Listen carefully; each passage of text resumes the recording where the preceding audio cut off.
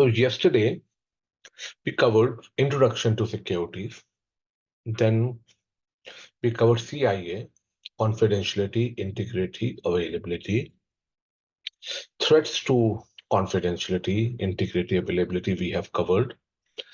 Then we also covered the basic definitions of security and basic definitions of security and different kinds of cyber attackers.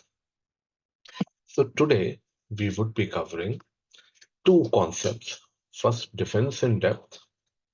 Then second one is zero trust architecture. Then after that, we will again continue with a concept of security controls. Okay, different types of controls. And then after that, we will go for personal management and policies, personal management, and then security policies procedures. So what is defense in depth?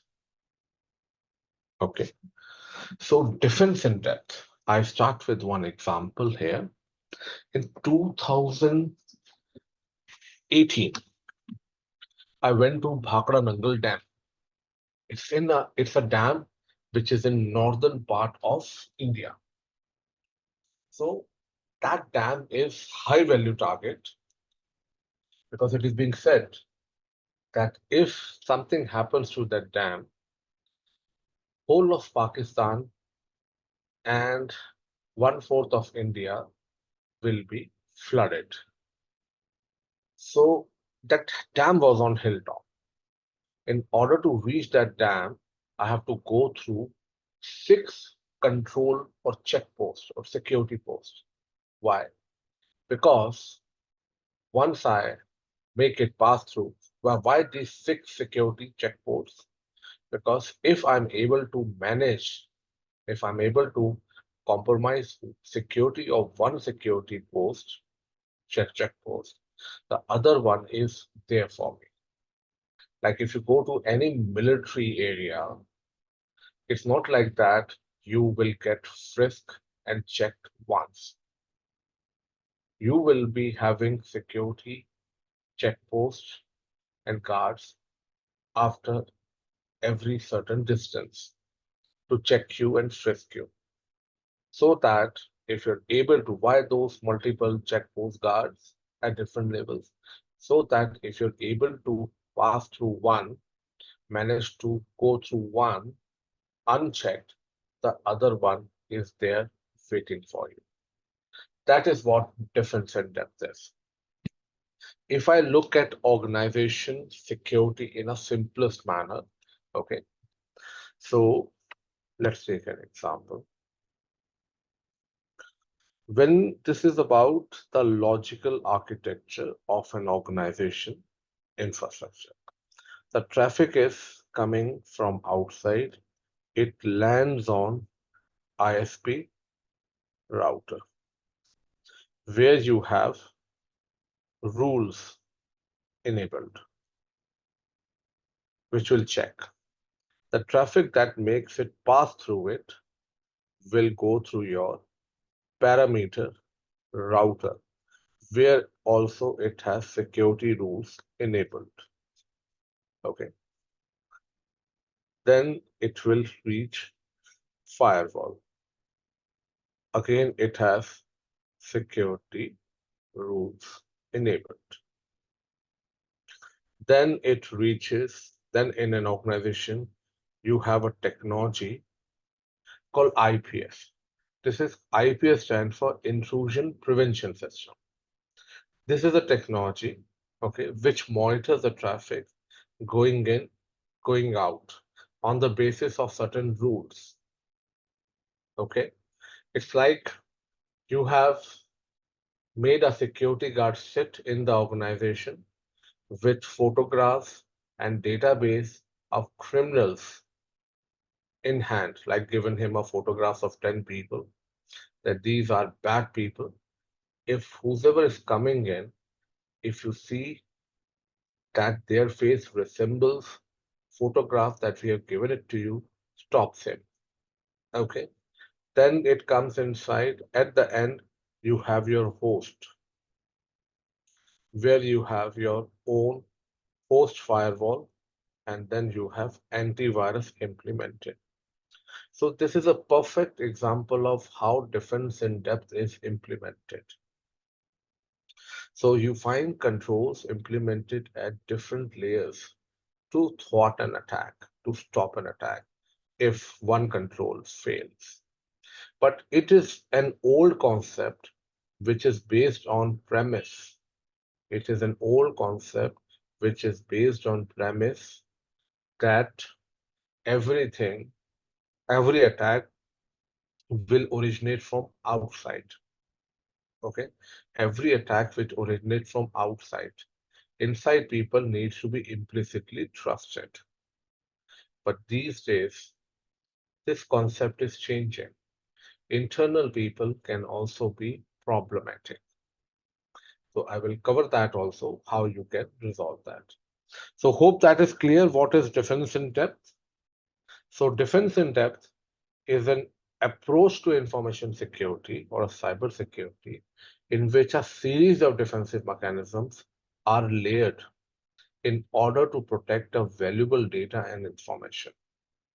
It's an information assurance strategy that provides multiple redundant defensive measures in case a security control fails or vulnerability is exploited. For example, a hacker is able to make it pass through a firewall. IPS is waiting. If he's able to make it pass through an IPS, then ultimately the antivirus and host firewall on a host can stop an attack. This multi-layered approach with intentional redundancy increases the security as a whole and addresses many different attack vectors. Always remember the main purpose of this is to implement controls in layers, in series, to thwart an attack if it able to pass or manage to pass through one level getting unchecked. But it is based on the concept of castle and moat, where every energy and security is being placed on, is being put on the traffic which is coming from outside. Inside people in this are implicitly trusted. That is what the problem of defense in depth is. Okay, so that is how it works. Then you have zero trust. Zero trust, let's take a simple analogy. Look, if someone give you money, even if your spouse or your mother, you trust her, you trust both of them, but still you will count money. That is what zero trust. No matter you are insider or outsider, please authenticate yourself. Okay. So it's a holistic approach to the network security wherein every person and device trying to access resources on a private network must go through an identity verification, whether it is inside or outside the network. So no matter you are an insider or an outsider, okay, same level of security controls will be applicable to you. It simply says that don't trust anyone. That is what zero trust is. So zero trust refers to the security concept and threat model that no longer assumes that actors, systems, or services operating within the security parameter should be automatically trusted and must verify anything, everything trying to connect to its system before granting access. I give you an example. In 2012, I used to work for Unilever. Okay. And I was like working, I was on a payroll of BT working for supporting Unilever. I was a contractor, outsider. So my account got used to get reviewed after every 3 months. You know, when your accounts are created, rights and privileges are given. Okay. First, the account is created, then rights and privileges are given. That is called entitlement. Okay. You will be given rights and privileges based on the, we should follow the principle of needs to know and and least privileges. Okay, so need to know means you should only be given access to that information which you are required to know, and least privileges is like you will only be given that access to that information which you needs to have. So I was given with my accounts get reviewed after every 3 months, but at the same time they were employees of Unilever. Their account, user account, get reviewed after every 6 months. So what does it implicate? This implicate, what does this show? It shows that inside people are more trusted than outside people. For us, it was two-factor authentication enabled. Means I need in order to log in into Unilever network, I need to use username, password, and token. But Unilever employees, they were only having, they only had to use username and password. So this is a perfect example of difference in depth. Like security is security will be more stringent for the traffic coming from outside. But zero trust, as per zero trust, okay, no matter you are outsider, no matter you are an insider, if there is a two-factor authentication, it will be for all. It doesn't trust anyone, be it insider, be it outsider. That's a zero trust architecture. Zero trust architecture follow the principle of least privilege. Give only that much rights to the people which is required for them to do a job. Like for example, you are head of department of database department. Okay. It doesn't mean that you will be given access to confidential data of the organization. You will only be given, you need access to top secret or confidential information of your database department, and you will only be given that much information. Okay. Continuous verification. Let's take an example. I have, I am a legitimate user and have logged in using and I'm authorized to access a company network. Okay. And I have logged in and I'm the one who have logged in onto the company's network. But after 5 minutes of login, someone has taken access, hacked my system. Now it is that person who is sitting on my system instead of me. Had one-time verification been done, then this person will have seamless access to the network. But no, it continuously verifies. Like, for example, after half an hour, it may ask you to enter your password, okay, or enter your fingerprints, place your fingerprints on a fingerprint scanner. So that is we called as a continuous verification. Context-aware authentication. It not only looks at the username and password, but also looks at the IP addresses, location. I just give you one example. I purchased one, I purchased one subscription of some application, hacking application. My friend said, Ajay sir, please provide me access to it. I have given him access. So what does this system, when he was trying to log in, the system recognized that no, this is not the Ajay system which he is using to log in onto our network, because it also, when you are logging onto the system, the application these days are context aware. They will look at your IP address, location, timing, etc. And then only they will give you an access. Like for example, very simple example.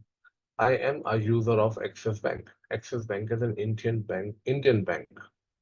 Okay. I logged in. From when I logged in, I it takes a record of my IP, it extracts my IP address, location, etc. One day what happened? I tried login from I tried login from my office laptop, which was like and it was a UK proxy configured on that. It's like it was taking the UK IP address, the IP address of some UK, because my company is a UK-based company. It immediately sends me a warning. Please authenticate yourself, verify yourself by asking me a security questions. So it not only focus on your authentication, username and password, but also looks at the situation, the context. When I context, I will say the system that you're using for login, the the operating system, the location, timing, it takes care of all the things. Then definitely it uses multi-factor authentication. There are three ways of authentication: something you know, something you have, and something you are. When I say something you know, it simply means, okay, something you know, it simply means using pins and a password. Something you have is RSA token or a mobile phone on you are receiving OTP. And something you are is like a biometric or a fingerprint scanning. So it relies on multi-factor authentication. Then it uses identity and access management, IAM. IAM is a combination of two process, identity and access. The first one is managing the identity of a person, like when he joins his organization, his identity is created, and then what kind of access does he have, that also is being taken care of through this IAM. We will cover that in detail. Then wherever possible, encrypt the data. What I've seen in most of the time, earlier days, I would say, like if there are internal websites, okay, if there are internal websites, those are accessible in a clear text format because they think that it can be easily, people from inside can be easily trusted. No, wherever possible, use encryption. And it is based on, and it uses micro-segmentations. What is micro-segmentation? I give you one example. In 2021 or 22, I don't remember, Uber was compromised. Okay, Uber was compromised.